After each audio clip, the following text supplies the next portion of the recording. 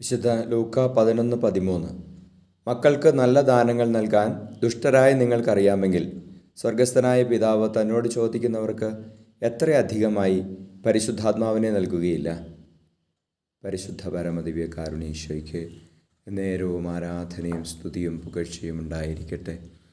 ശോയേ hallelujah, hallelujah, hallelujah.